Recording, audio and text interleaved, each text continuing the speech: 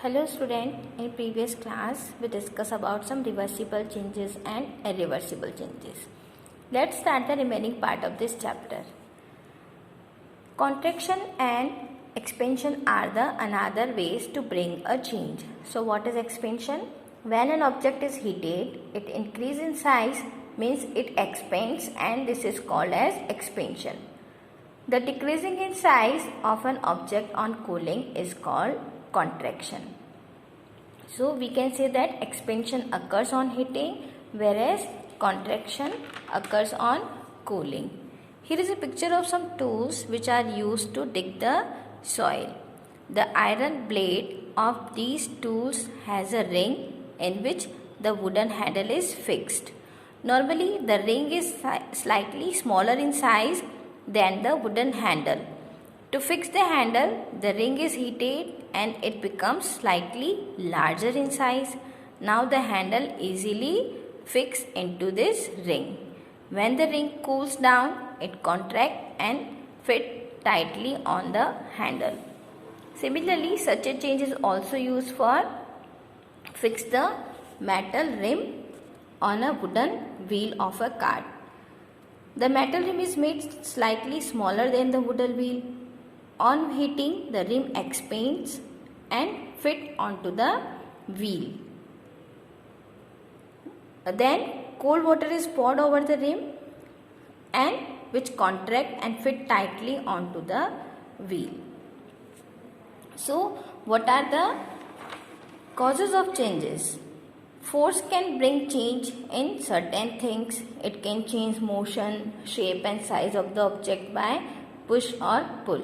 For example, when a potter applies a force on a lump of soil, it gives shape to the lump. When a goldsmith is hammer a piece of gold, he makes design on it. Similarly, temperature brings change by increasing and decreasing. When an ice kept on a room temperature, it melts and turns into the water. When a candle begin burning, it wicks start melt because of higher temperature. Similarly, when we heat the water change into water vapor, and on cooling, water vapor again change in a water.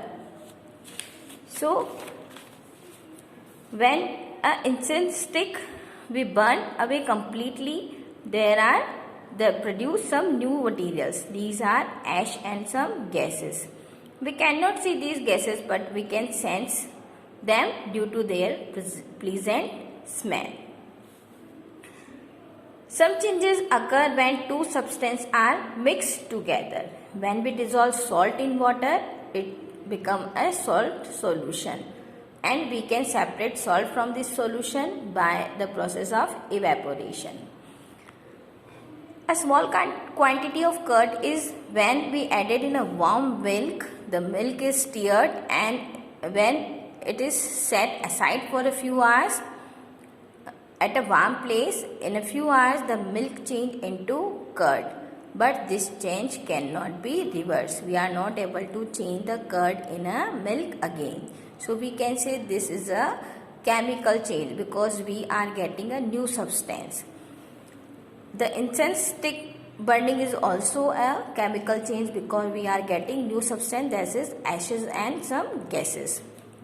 So we can say that some changes occurs by heating a substance or by mixing it with some other substance.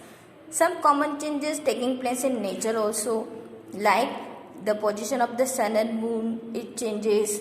The size of a seed is changes in a huge tree. When we sow a seed in a soil, it germinates and change in a huge tree. The temperature is also changes, like there is very hot in summer season and very cold in winter season. So we can say that changes is a continuous process. It is the law of nature. Changes take place around us all the time. So we find that few ways to bring about a change in a substance could be by heating it or by mixing it with some other substance. We also find that some changes can be reversed while some others cannot be reversed. So there must be many other ways of changing things around us. It is possible that some of them could be reversed. Thus, change around us could be grouped as those that can be reversed or cannot be reversed. So student, this chapter is completed. Read this chapter properly and try to find the answer of this chapter. Thank you.